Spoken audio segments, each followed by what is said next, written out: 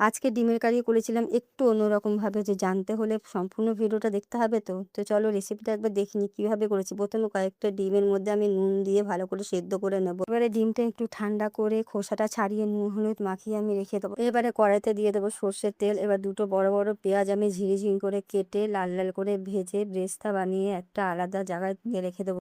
এবারে নুন হলুদ মাখিয়ে রেখেছিলাম যে ডিমগুলো, সেই ডিমগুলো একে একে তেলের মধ্যে দিয়ে আমি একে একে ডিমগুলো ভেজে তুলে নেব।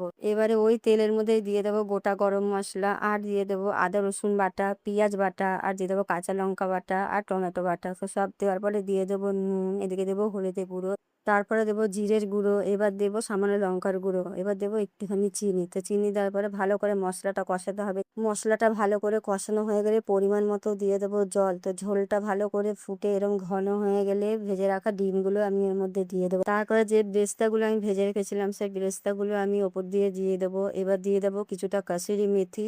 এবারে সামান্য গরম মশলা দিয়ে নামিয়ে নেবো। তো ব্যাস হয়ে গেল আমার এই অসাধারণ ডিমের কারি।